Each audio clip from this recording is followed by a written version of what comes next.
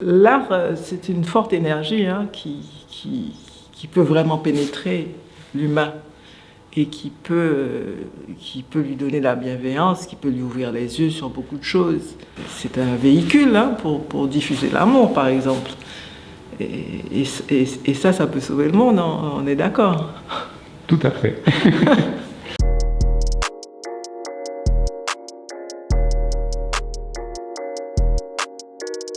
J'ai commencé à peindre il y a environ une trentaine d'années.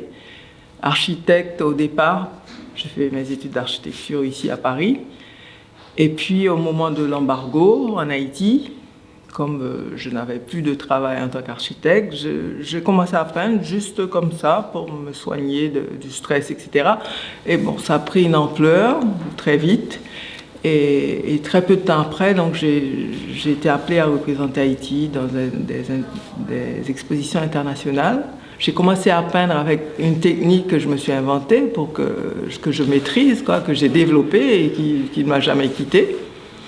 Et même ma curiosité et aussi le fait d'être architecte, de toujours vouloir une troisième dimension quelque part, m'a très vite appelée à avoir une peinture très matiériste que je pouvais sculpter avec les doigts. Donc pour vous dire que la sculpture, bien sûr, est arrivée très vite après, puisque cette troisième dimension, je la cherchais. Enfin, ça fait un moment aussi que je fais des bijoux qui sont en fait des sculptures à porter. Voilà. Donc tout tourne autour de cette troisième dimension. Très bien, on va parler effectivement de ce processus de création. Mais avant tout, en regardant, j'ai eu l'opportunité de regarder un peu ce que vous faites. Oui. Je vois il y a pas mal de créatures un peu hybrides dans votre travail. C'est-à-dire, on voit parfois en fait, des créatures avec des corps d'hommes ou de femmes, et avec des têtes d'animaux, etc. Et parfois, on voit même des têtes en forme de soleil. Alors, est-ce que vous pouvez... Oui, parce que ce sont des personnages un petit peu de mon imagination ou qui m'accompagnent tout le temps. Donc, pour moi, l'humanité est une, c'est-à-dire tout ce qui est nature, animaux, hommes. Pour moi, c'est une seule chose, c'est l'unité. Dans toute ma recherche, c'est cette unité-là. Donc, bon, si les hommes ont des têtes d'oiseaux, c'est pas grave, hein. Ce sont quand même des humains, voilà.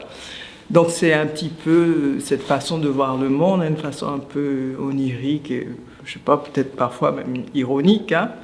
Parce qu'effectivement, je crois que pendant le confinement, dans la solitude, je pense que ces personnages m'ont beaucoup accompagné.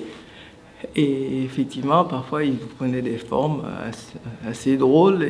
Et comme je rentrais en dialogue avec eux tout le temps, en travaillant, voilà, je voyais un peu autre chose que des humains. C'est quoi, qu'est-ce qui vous inspire? C'est quoi? Où trouvez-vous votre inspiration? Eh bien, je me demande parfois où je la trouve, parce qu'elle est tout le temps là. Bon, et peut-être qu'elle vient du fait que je suis venue à la peinture pour me guérir d'une maladie, donc qui fait que...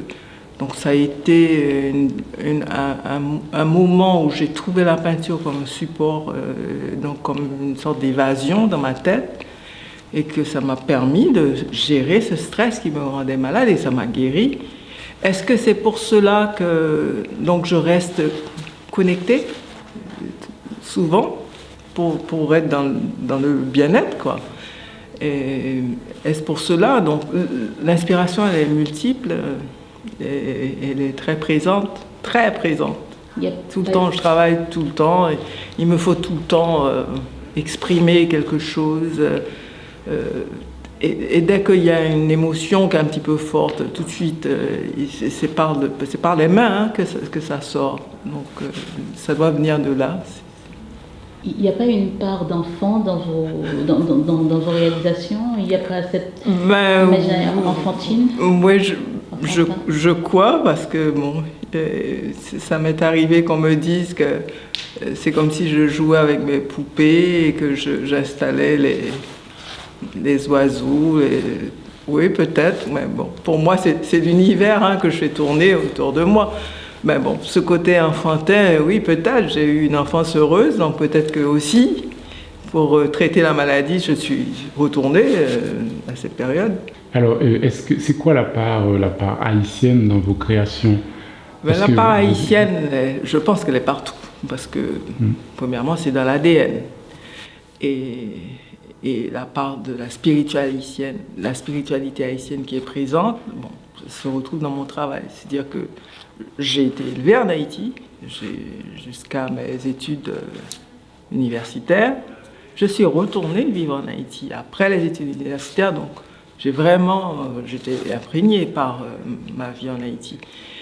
Et donc toute la symbolique, tout à l'heure on a parlé de petites filles, tous les contes qu'on raconte, etc. Tout ça, ça revient.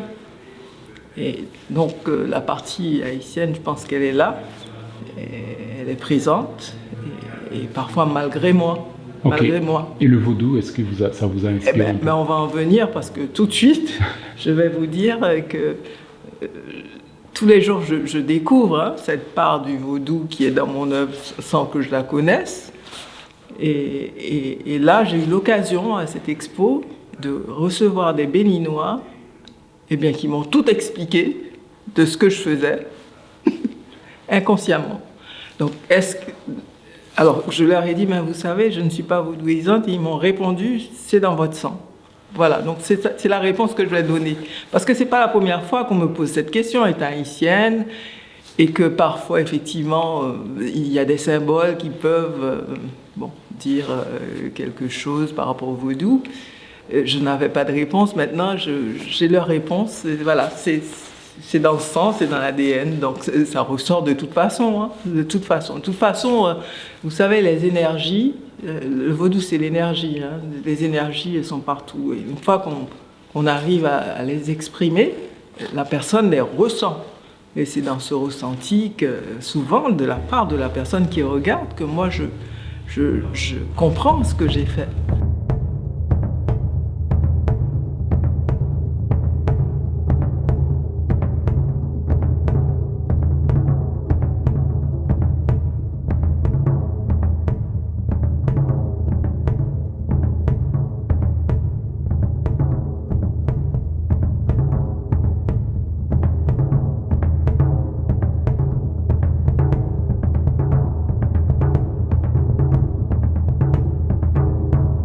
J'ai eu l'occasion de voir certaines œuvres. Et là, j'étais vraiment tout à fait ébloui par cette œuvre-là, qui me paraissait, comment dirais-je, une œuvre majeure et aussi une œuvre particulièrement sensible, particulièrement ouverte et particulièrement féminine. Donc c'est comme ça que j'ai connu donc Geneviève, Iris Lens, c'est-à-dire les deux en même temps, Geneviève, Iris et...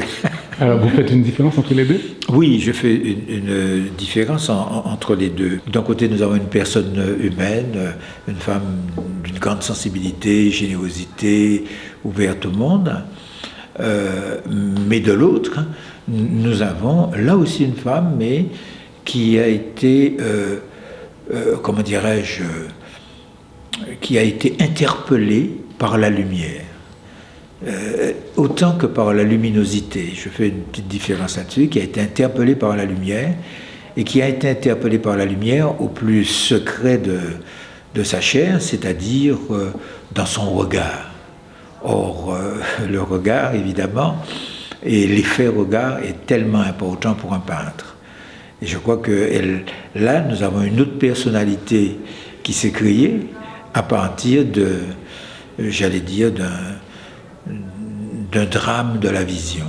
Iris a inventé une voix, une création particulièrement originale et forte, et bien précisément entre l'iris et la lumière. L'œuvre ne vient pas d'elle, en un sens. L'œuvre ne vient pas de Geneviève. L'œuvre vient d'Iris, et venant d'Iris, l'œuvre se mature, l'œuvre arrive vers elle. Un peu comme si, par la lumière, c'est presque vaudoisant, ça, comme il y a quelque chose qui se dégage dans les aléas, les hasards. des premiers gestes, des premières formes. Et puis il y a quelques fantômes ce sont presque ces mots du reste. Il y a des fantômes qui apparaissent sur ces esquisses, quoi, et qui font signe. Alors des fois elle a peur, elle biffe. Puis des fois elle dit, bon, elle rentre en dialogue avec ces fantômes. Bon Dieu. Est-ce qu'il y a un artiste qui vous a particulièrement marqué, qui vous a inspiré particulièrement, et si oui, c'est lequel? Antonio Joseph et Tiga. J'ai vu une exposition, j'étais toute jeune, de Antonio Joseph au Centre d'Art. Ça m'a marqué pour la vie. Et quand cette aventure, parce que c'est une aventure, hein, je suis architecte, mais je commence à faire la peinture, je suis malade, je pense que ça va m'aider. Mais bon, je m'installe dans la peinture, mon rêve, c'est de rencontrer ce monsieur. Et donc, je suis allée au Centre d'Art et j'ai dit que je rêve de connaître ce monsieur. Et on m'a dit, pas facile. Et justement, voilà qu'il arrive là. Alors, je suis allée lui parler et je lui ai expliqué. Et il m'a dit, mais non, on va aller voir ce que vous faites. Et il m'a dit, il n'est pas question de vous donner des leçons de peinture, mais je vais voir le travail et puis on va voir comment on va pouvoir progresser ensemble. Et on s'est vus toutes les semaines. Il venait, il regardait, il ne disait pas grand-chose. On regardait les livres de peinture ensemble et on allait voir les expositions d'autres peintres ensemble. Et souvent, il me faisait des remarques par rapport à qu'est-ce que tu vois, etc. Donc, c'était sa façon de m'enseigner la peinture, si on veut. Et on a été très proches. Et à un moment aussi avec Tiga. Mais ces deux personnes n'ont jamais voulu me donner des cours de peinture, disant que tu as une inspiration. Elle est là. La technique, tu as trouvé une technique, cette technique que j'ai trouvée, elle m'allait bien, puisqu'elle me permettait de progresser. D'ailleurs, c'est la même jusqu'à présent, avec les pâtes, etc. Et quand même, si je peux dire que quelqu'un m'a marqué, oui, Antonio Joseph m'a marqué, et Tiga aussi. J'ai eu la chance d'être proche des deux. Je m'en voudrais de ne pas vous poser cette question, la toute dernière. Oui, alors, d'après vous, que peut l'art? En fait, est-ce que vous pensez vraiment l'art peut quelque chose? Peut sauver le monde. Par exemple. C'est sûr. C'est sûr. L'art, c'est une forte énergie qui peut vraiment pénétrer l'humain et qui peut lui donner la bienveillance, qui peut lui ouvrir les yeux sur beaucoup de choses.